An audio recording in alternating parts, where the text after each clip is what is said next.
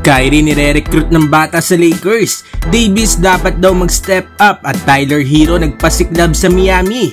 So parang aso ng balita mga idol ay patungkol dito kay Tyler Hero. Nagpakitang gilas nga ang Miami point guard sa Summer Pro-Am sa Miami.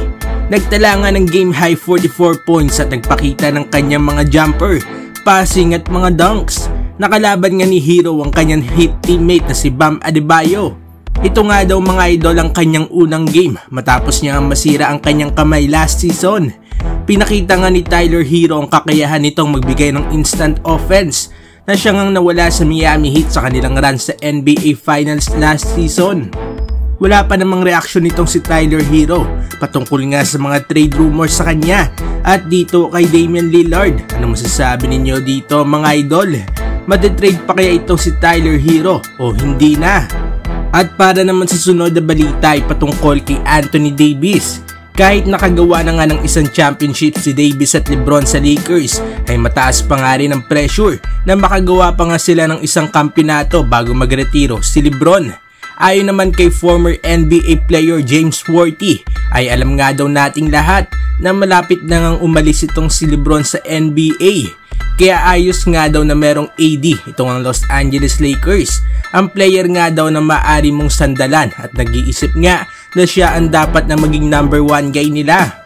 Gagawin nga daw ni LeBron ang palagi nitong mga ginagawa.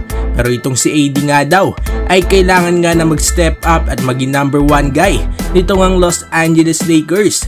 Well, agree nga ako dito mga idol dahil matanda na nga itong si LeBron. At kailangan na nga ni Davis na ilagay sa kanyang balikat ang kupunan ng Los Angeles Lakers. Anong masasabi ninyo dito mga idol? Agree ba kayo dito sa sinabi ni James Worthy? At para naman sa uling balita ay patungkol kay Kyrie Irving.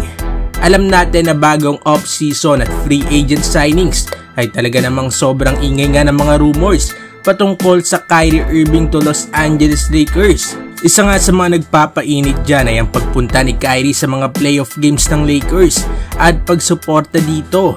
At kanina nga mga idol habang naka-live sa IG itong si Kyrie Irving ay meron niyang bata na nakasalamuhan nito. At tinanong nga siya mga idol ng bata kung pupunta nga ba ito ng Los Angeles Lakers. Natawa nga lang itong si Kyrie mga idol at sinabing no bro. All summer nga daw ay ito ang kanyang naririnig at sinabing nasa Dallas na nga daw siya. So yan nga mga idol ang naging palitan nito ni Kyrie Irving at ang batang nagre-recruit sa kanya sa Lakers. Anong masasabi ninyo dito mga idol?